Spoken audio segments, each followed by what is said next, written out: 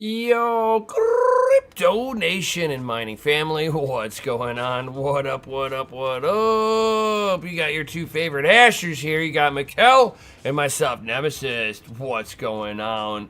I see we got MC in the house. We got Sadie. What's going on? We got Golden Wolf, Crypto Bedell, and that one got ours. FA and the Chisity chats and all that good stuff. Yo. What's going on, my home skillet over there? Man, not a whole lot. Not a whole lot, man. Been busy doing stuffs, trying to clean more stuff up. Ooh. Thank you. It's like, ooh, food. Hey. Heck yeah. But I've just been kind of working on some stuff around my house, getting some things caught up. Nice. Very nice. Very Doing nice. stuff like that, Looking at I'm looking at ASICs, things like that, kind of comparing things around. Comparing what's in the market right now. Right. What's At the the best current market standing. Right. What's the best deployment of capital versus return? It's like you got to make that capital allocation. You're expecting a certain rate of return, otherwise it doesn't make financial sense to allocate the capital in order to do it. So, especially when you're in a mining bear market like we're in right now, you got to make sure you make the best decisions possible. Right. Yeah, since I'm liquidating pretty much majority of all my equipment. Right. And I'm kind of just keeping some things. A lot of the other stuff I'm getting rid of, but I'm planning to get an ASIC to have. But I'm going for potentially like a Bitcoin ASIC. Just for one, longevity. Bitcoin ain't going nowhere. Right. And just kind of playing that realm of profitability. Right. So, I was thinking about selling like a lot of my gear, keeping some of it too, but most of it getting yeeted out. Just because some of the stuff just doesn't make sense to be trying to run in today's market. Sit there, pay off my credit cards with any kind of returns that I can get with the gear that I sell off. Keep my Bitcoin miners for sure.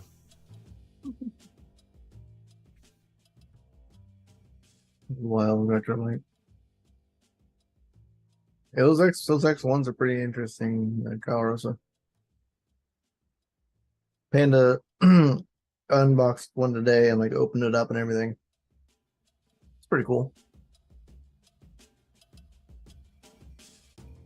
No. Pretty interesting piece of hardware.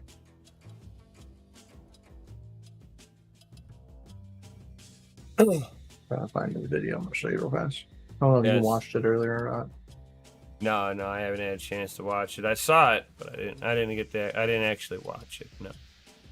I'll be honest with that one. I don't see it.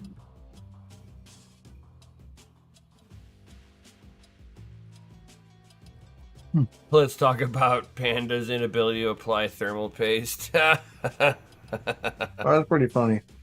I love you, Panda. It's pretty funny. That'd be funny. Real funny, Mkai.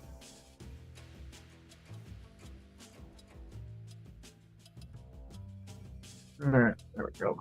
Found it. Screen share.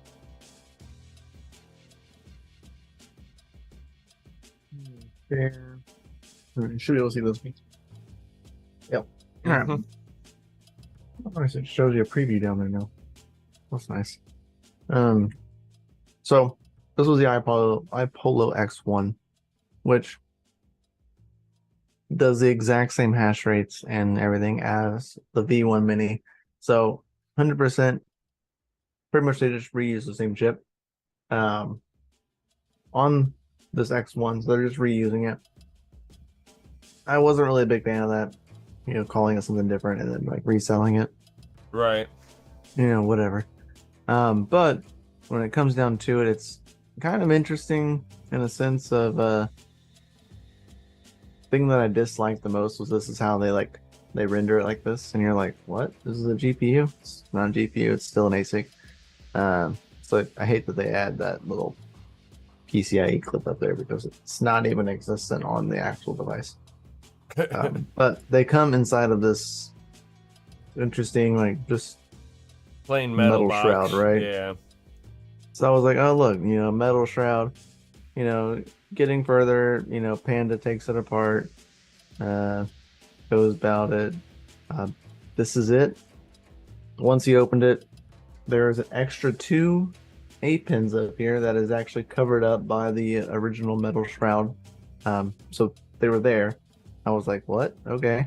At the end of the video, he actually plugged those two in instead of the ones that he was using in the front, and Right. it powered up just fine. So you can give it voltage from the front or the back. Interesting. I told him to plug all four in and just send it. You know what I mean? And just like Yes. figure out what happens. You know what I mean? Like if it's only going to take a certain amount of wattage, then like clearly it's only going to take so much, even though you're giving it like all of it. Um, but yeah, I told him to send it. He wouldn't send it. Um, interesting die. There's the chip number there if you want any of that. But it is a Nano V66H chip. That's what they're using from the actual for the V1s. And then like we got further into it, and I had started having like more questions. I asked them a little bit, and then right here is when we learned uh that this piece actually like comes out of the casing. So you actually like I don't want to play the audio. This it will. Yeah. So like it's inside the metal casing, slides it out, and then turn it to 11. Yeah, that's what I said. They were like, crank it to 11. So then you pull it out, and then you have this. This is still metal, but really interesting. But it's hiding underneath the other metal casing. I don't know why you would do that. Upon like looking at all this and kind of like thinking about it over the day, uh, I can bet the top ones are so that way you can set them all together. Because right now the way they sell this is a kit. They call it the standard with an orange pie for free, right? Right. So you get an orange pie to control one. All this orange pie is doing is a controller. So it's pretty simple and easy to just use some other source, like a hub to communicate with all of these with a PC. Let them all slot into like a graphics card slot, or not slots, but like on a better frame. I bet here shortly they will probably stop selling. They'll sell the X1 with the Pi, but they'll probably just sell a regular standard like this without that. Because I don't know why you would ship it with the metal frame on it. You know what I mean? Like, it seems like a waste of material. If you're just gonna ship it with it for them to take it off. Or it's for those people who would just be setting it on a desk and that's it. A RevTech, yeah. Yeah, a RevTech board. Yeah, it would work perfectly. Has anybody used a RevTech board on it yet? I would just be actually curious if it can provide data over the RevTech lanes. I mean, clearly it does for a PCIe slot, but different. Right. I know he tried so hard not to dox himself because that chip was so shiny. Yeah, so pretty interesting little thing. I found it even more interesting, like after the fact,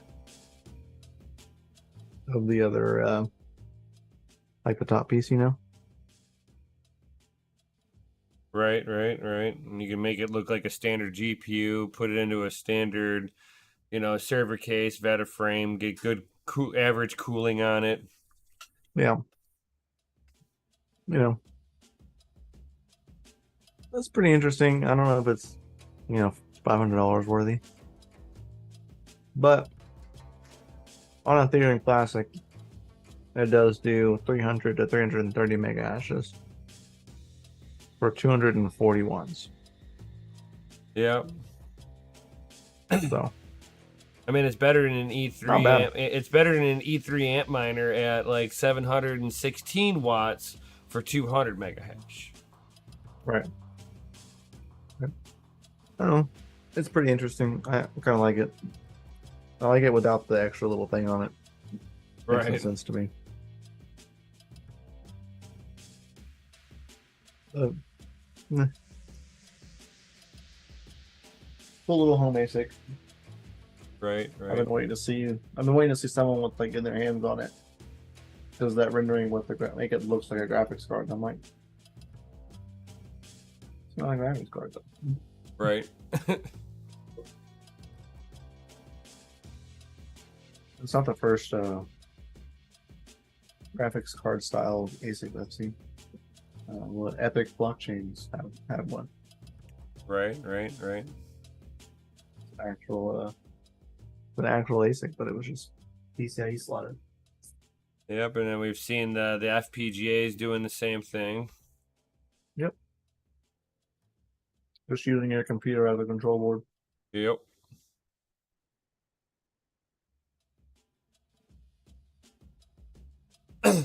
But man, guy. How you doing, I buddy? I would love to grab this. Wish this this KS3 freaking was like available right now. I could really use that kind of money. Hmm.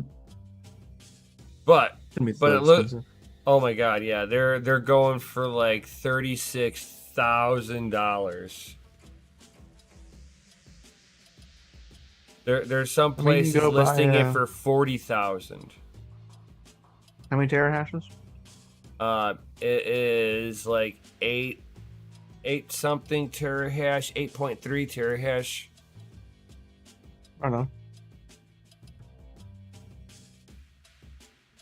Yeah, still. Sadly, by the time it comes out, it won't be making anywhere near that. Just because of emissions and everything. Oh yeah, But, I mean, but as it stands right now, it's like if you got this right now, you can make almost $1 million a year, guys. FOMO in, FOMO. I mean, you can buy a nice server KS0 for like $700, and it'll ROI in like 2 months, I think it is. Damn. It does 100 gigahashes for 65 watts.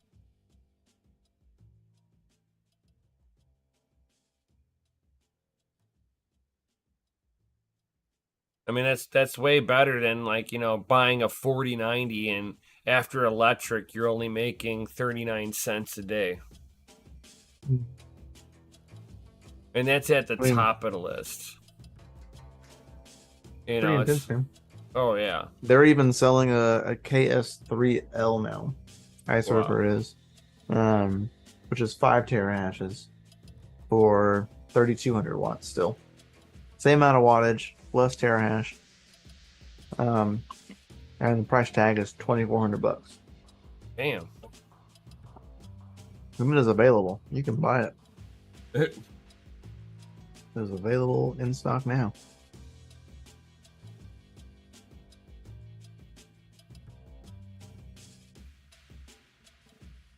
It's pretty crazy, but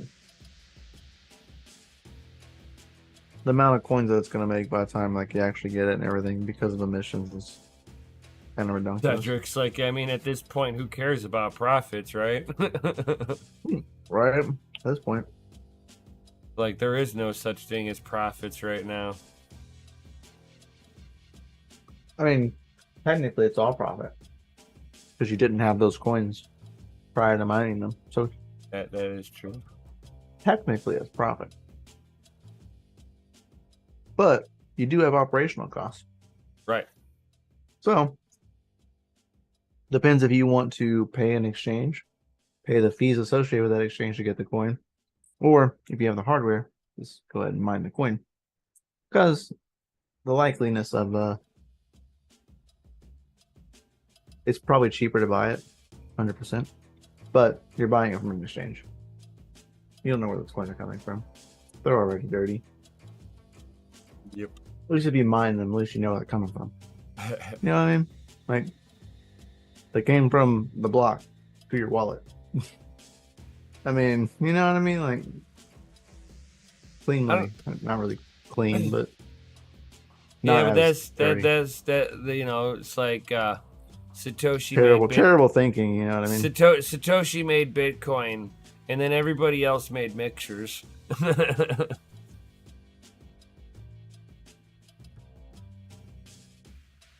So much better. Oh, on the mini laptop. Nice.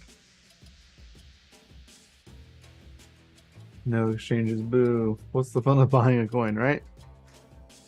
Well, I mean, That's imagine if that's the way I've always seen it. With the SEC sitting there coming in, you know, that's going to make it a little rougher.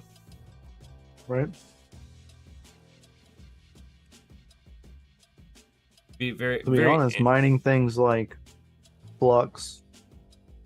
Okay, so like this is like not financial advice, but like for those that are into DeFi and things like that, because you know, to centralized exchanges and people still want to earn. So like for going those routes still, you can mine like Conceal, CCX, on Flux. The reason why I say those is because all three of those have bridges built in to go to like other chains, Binance Smart Chain, Matic, you know, things of those natures. So it gives you an easier on ramp, right, than a normal exchange. So I don't know, interesting stuff. The way people are going to be doing things moving forward are going to be different. Using CCX to get it to be a bridge onto decentralized exchanges would be the smartest bet, because CCX is a privacy coin and you don't know where those transactions are coming from. See, the problem that I see with all of that is like if everybody's only being once you get to the exchange, it's right. You've got to get to an exchange that you can grab one of those coins. So it's just going to be a lot of extra steps, a lot of areas where the newbie potentially can lose their assets. Yep. There's definitely extra steps in there. Oh, they do be facts. Automatic, that's right. They do be facts.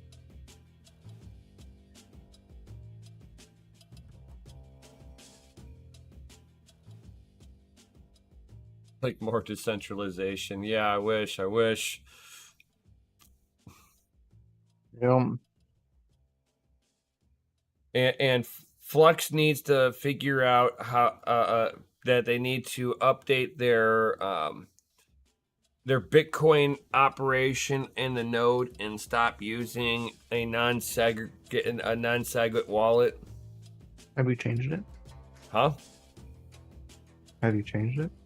They have a non-segwit wallet. I mean, they have a segwit wallet now, because like I've updated. You can change certain things inside of. You should go in the settings. They for as far as I mean, I can relook at it, but I didn't see anything that allowed for you know, a segwit wallet. By default, no. And fees are expensive because of it. Yeah. And Flux needs to fix that. And slow. And Flux needs to fix that. Cellcore needs to fix that. Yes, you are right with Not that. necessarily Flux. Right, yeah, Zelcore. So I mean, two like separate things. Right, yeah, transfer from wallet to wallet. Yeah. Flux is overrated. You be fixed. In a sense of speaking. Gosh, hello there, microphone. In a sense of speaking, yes. I do concur.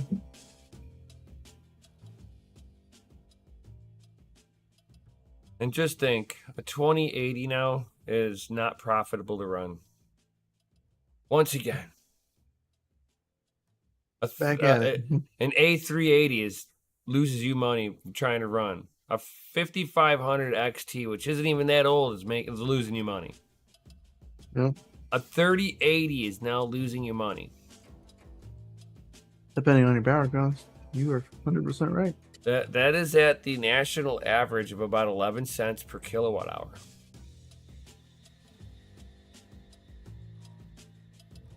Highly not profitable. Taking consideration that it's summer months, most people are paying like 14 to 15 cents. In some areas, yeah. Summer rates. Some areas, yeah. Mine's not that way. Thank God.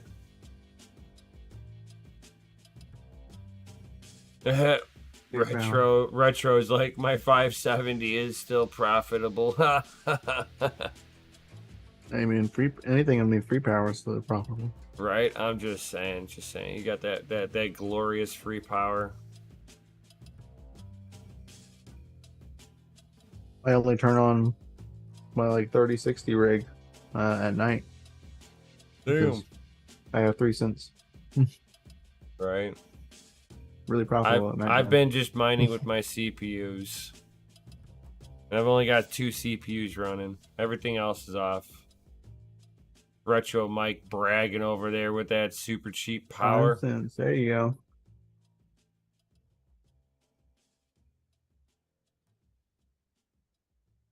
Yeah, I agree, Check Man. I really enjoyed Zell. That coin and protocol was a lot more interesting to me. You still had ZK snarks.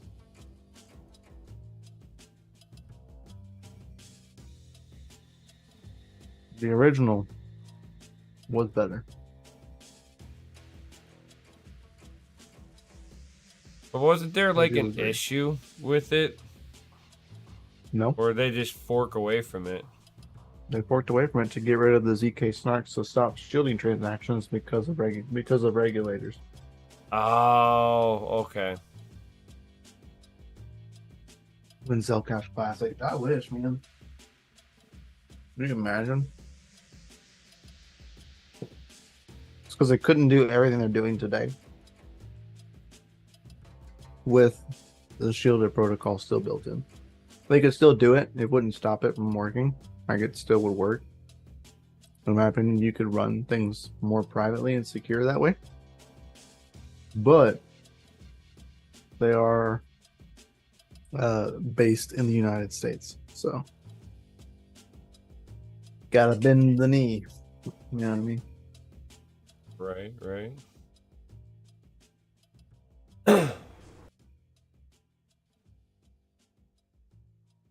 And you guys know that I like the whole overclocking scene, like any type of extreme overclocking. If you guys have not checked it out, it looks like we have a benchmark from a 4090 on LN2 cooling that has hit a boost frequency of 3.930 megahertz, 70 megahertz from breaking the 4 gigahertz threshold on a GPU, guys. It is now the new record holder by a lot. I mean, for in terms of overclocking, the next best one under LN2 cooling would be at 3.84 gigahertz versus the 3.930 gigahertz for the new world record. That would mean that it should be able to, under LN2 cooling, although not practical, we all know that, but mining wise, that should actually be pretty interesting to mine on that for, you know, a few moments, see what the actual boost frequencies and how it helps down with throwing out onto your favorite algorithms to mine upon. When Flex Classic, oh my gosh. But yeah, it's like I would love to sit there and do something like this with one of my kingpins and do some LN2 mining with the kingpins. I'm sure that even Mikkel would love to throw down on something like that, some LN2, Yeah, it sounded or pretty cool.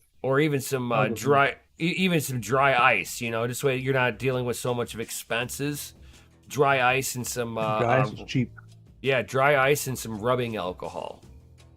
99%, baby. You know it, dude, and get things nice and cold. We could do some hash drags. Retro Mike, you're funny. It's like power consumption. Be like, I'm gonna end that breaker whole career. Yeah, that is true. Facts.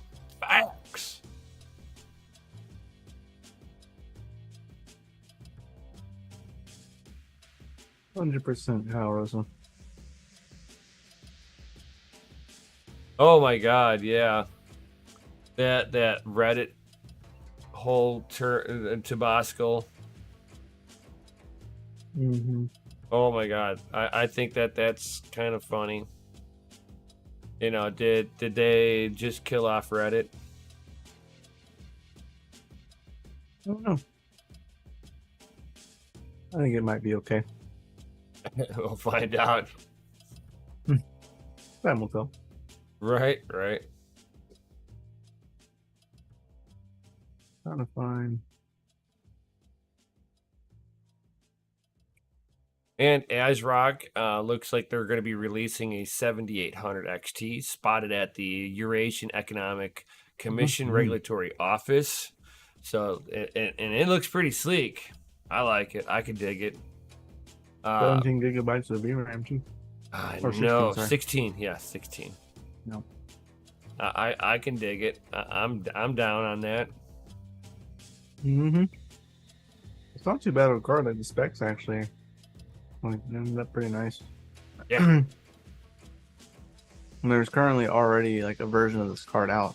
It's like the W7800. It's like the workstation version. Right. And this runs the same chip. It's just the consumer variant.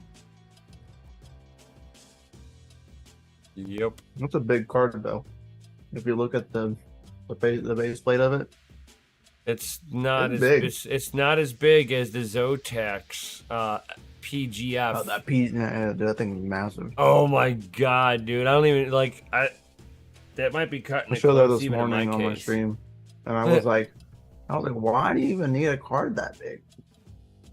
Well, this is like their Tech Man. He made a good comment. He goes, "Look at all that plastic, keep all that heat." And I was like, "True, man. It's like surrounding the whole card, just like." But if this thing reacts like my 1080 Ti Zotac Amp Extreme Core Edition, then this should be a baller of a card. If it cools anywhere near what my old Zotac did, so. Is this their modern variation of the Amp Core Extreme? I hope so. They are calling it the Amp Extreme. They are calling it the Amp Extreme Aero. So I would hope that this has the better airflow with it. And if it does, this is a monster card. Well, every once in a while, Zotac does produce a good. They put out. Right. They just put out the black one, the Pro Art.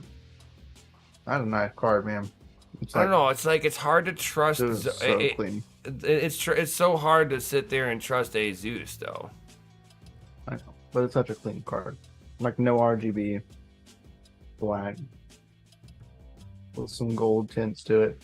And then fans are black. And then you watch. Then you hear the die crack on it because it has runaway wattages on there. I thought it was pretty cool looking. And then I looked at the price of it on Amazon, and yeah, I didn't think it was so cool anymore. It was almost $900. Oh, yeah, it's like that's not it's not that cool. No. Not that cool. It's cool looking, but it ain't that cool. Yeah, Jesus. Right now it's only for sale in Europe and Asian markets. But if you go on to Amazon, you can buy it. Oh, for like They don't. $889. They don't like you though. I was like, geez. Oh my god, yeah, no kidding. It's like that's a little pricey. I'd rather have like a 2080 Ti with 44 gigabytes of memory. See that? No? Yeah, yeah. That's pretty cool. And I dig that. That's a monster. I've also been waiting for AMD coming out with their next card that's going to be using the HBM3 memory. Because that one's looking like they're going to be releasing for their workstation card, which usually that's their testing grounds. Once it's proven over there, they bring it over to consumer side. So it looks like we might see another Radeon card. That's probably that's what I'm guessing. Right. Because we'll get another Radeon. Yep. Like the MI 3000. Yep. 300. Yep. Yeah, it's the MI 300. Yep. No. Intense, man. Like 700 and something watts. Yes, TDP, sir. which is like base, like from what they were talking about. Right. Is a lot. I've heard GPUs sell is at all time low. Oh yeah, 100%. Hell yeah. You We want are at some? all time lows. This is cheap gear season.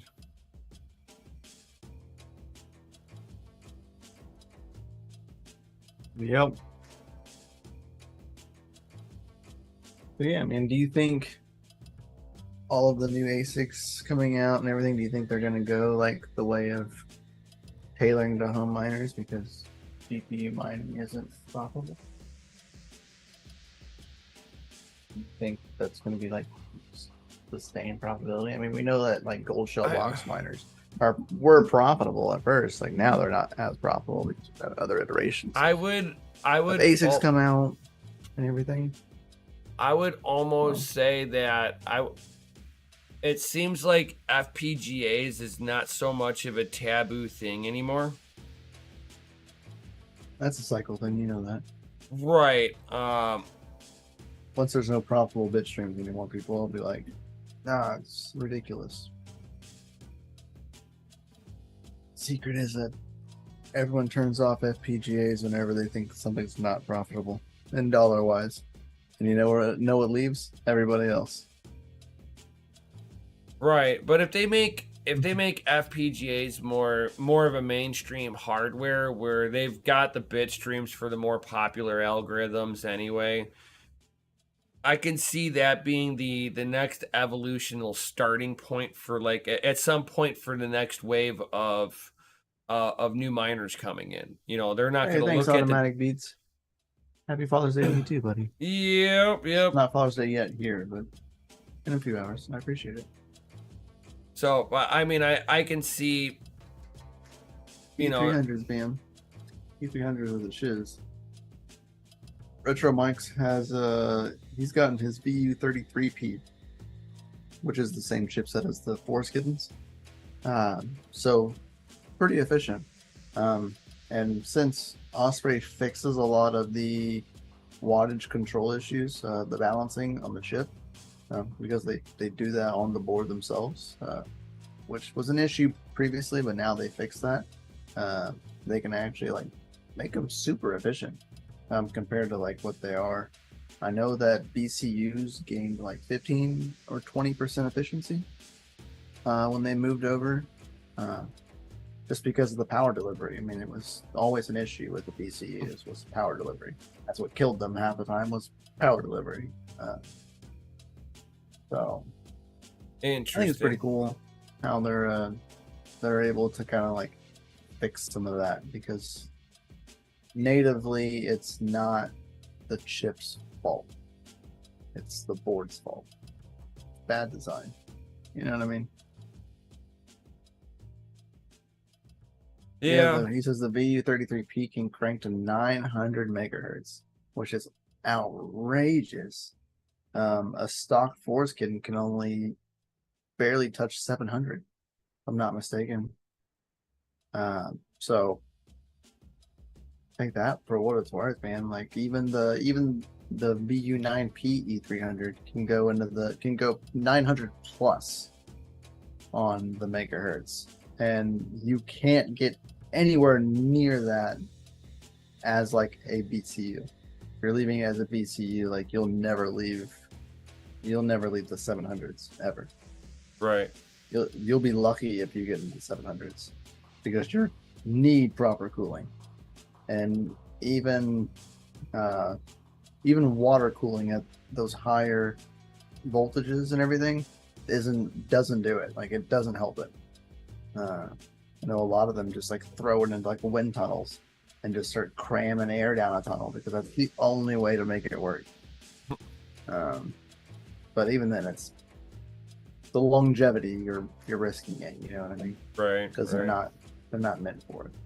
But you can do it once they fix power delivery issues. So 900 megahertz is crazy though, man. What's your hash rate per chip at 900 megahertz?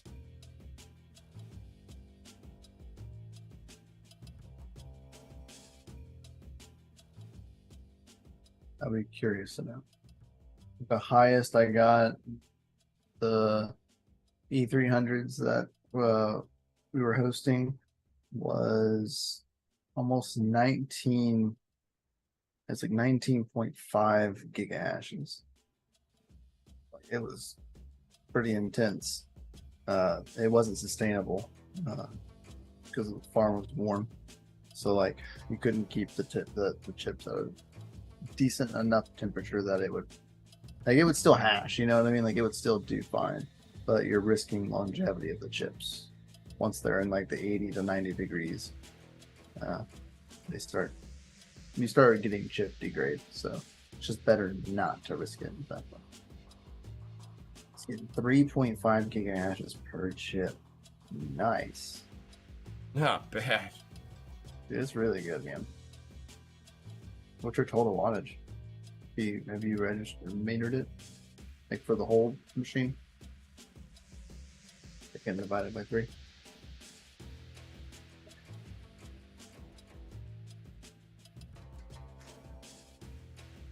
I mean, in my opinion, I love the VU35P as like an FPGA chip. Great chip. It's a power horse, and it is efficient at what it does.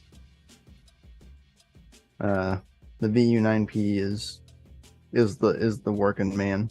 You know what I mean? Like it does the nitty gritty, and it's rough about it. 13P does it extremely efficiency, which is the CVP13. Does it super well.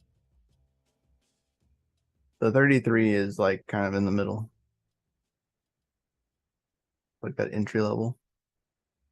And it's pretty good. It's a pretty good choice, man. If anyone was gonna buy an FPGA right now, that would be the way to go.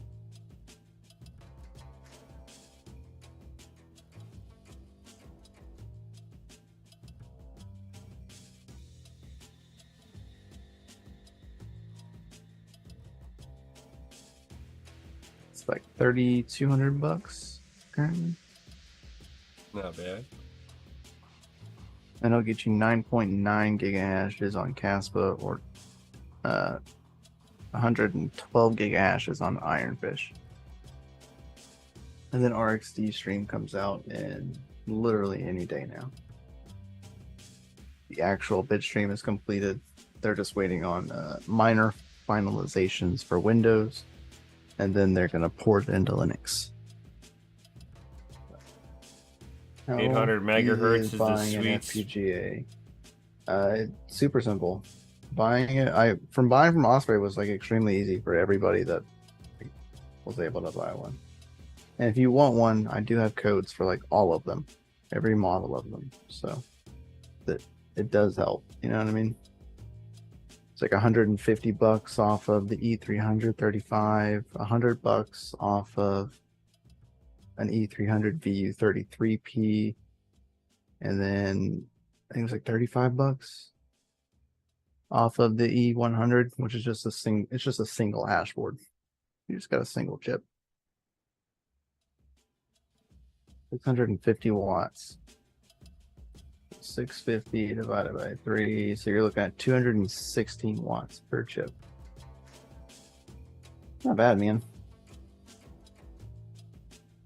Yeah, $100 if it's a E300 VU 33P. This one right here.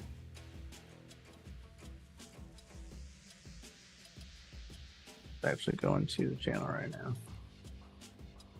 Just to be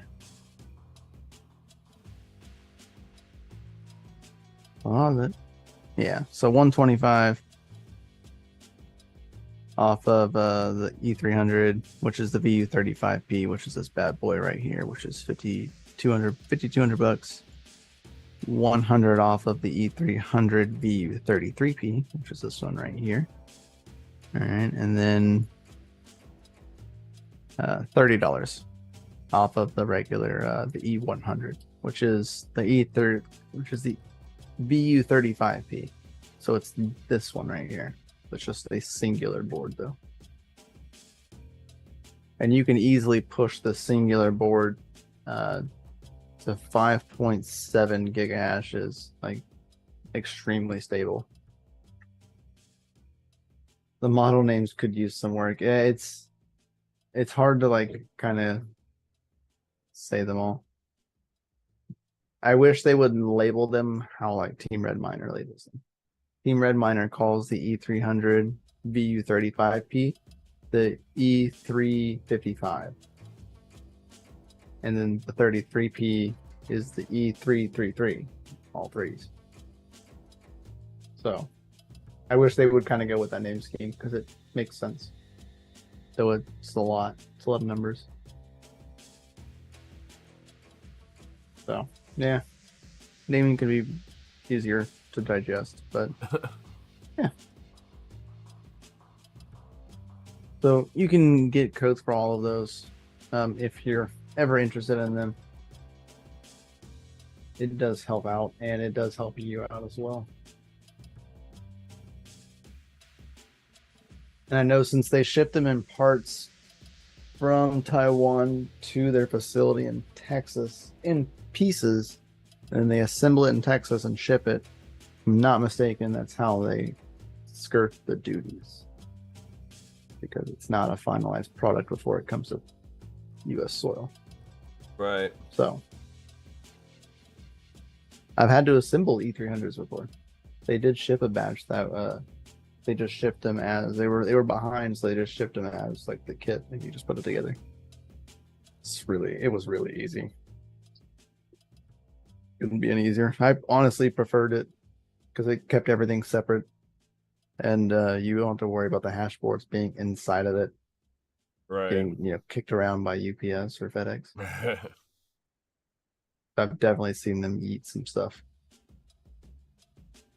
0 VAT for the win. Yeah. Okay. So thank you, Richard Mike, for confirming that. He didn't pay any taxes, any like duty tax, because it was already.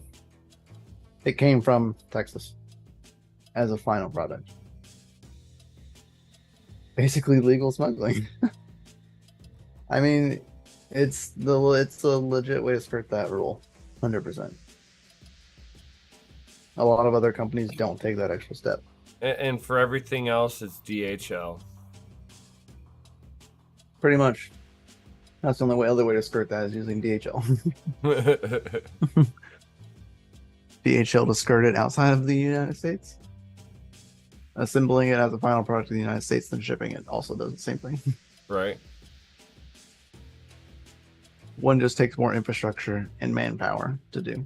Because that means they actually have a facility here that assemble and test things.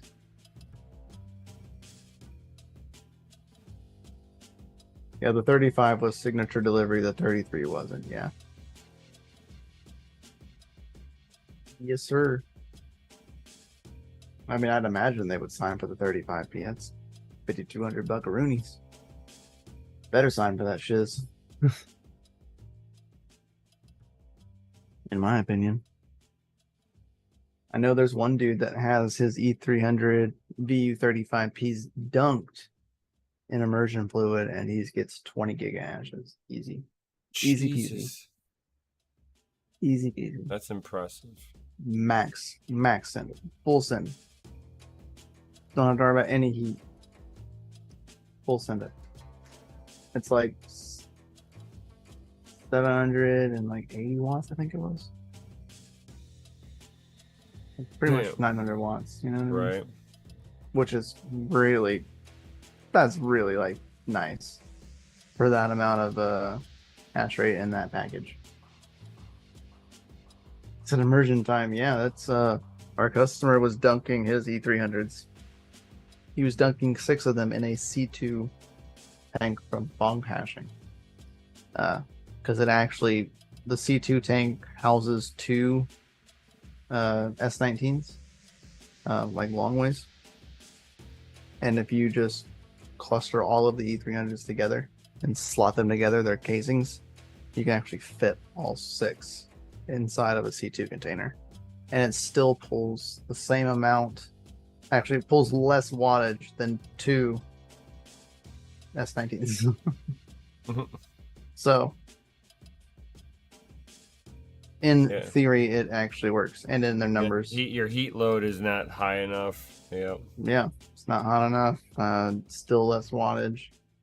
You're well within bounds. I have mine slotted together already. There you go. I think they look nice slotted together. Call it an E600.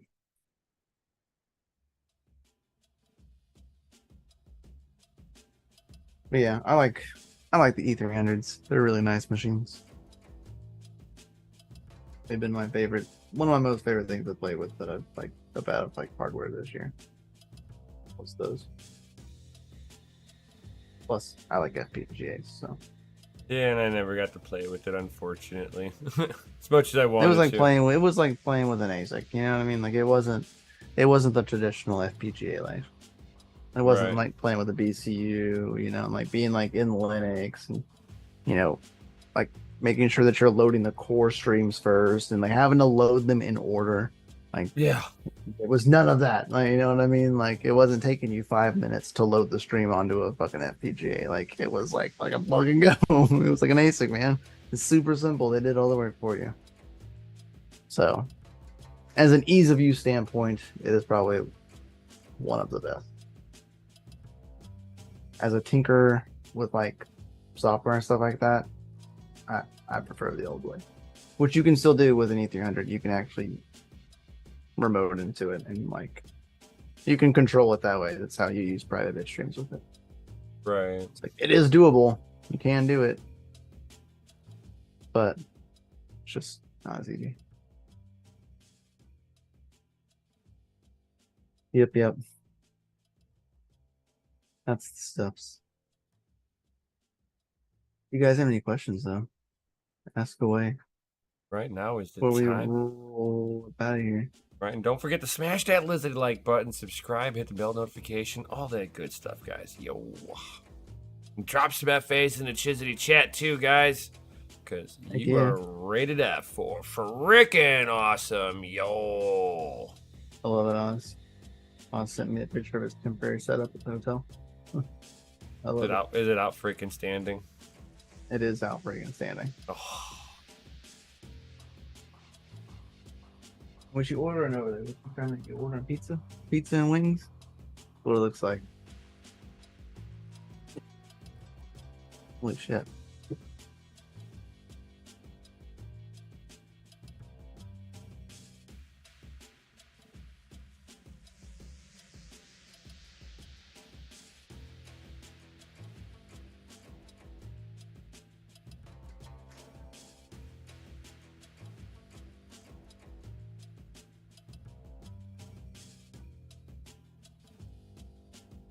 He maybe pulled down his swing or whatever, and it's like, Oh.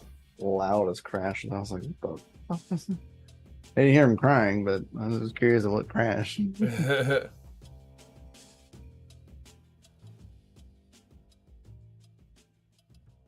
So it doesn't look like we got any other comments or questions going on here. That's fine. That is fine, guys. So thank you, everybody, for being here. And they're asking 80 US for shipping from Taiwan to Thailand. Pretty sure if I open it. Well, I mean, yeah, they gotta pay for the shipping, man. Yeah, I do get it though, that it's like literally right across the thing. If I'm not mistaken, most of the people had to pay more than that in shipping. So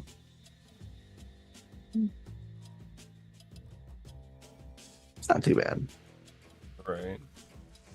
And thank you, Sadie. She's like, appreciate you both. You're awesome. Hey, you're awesome, Sadie. Much love to you, girl. Have a fantastic evening. So, thank you, everybody, for being here. All that good stuff. Definitely smash the lizard like button, subscribe, hit the bell notification, all that good stuff.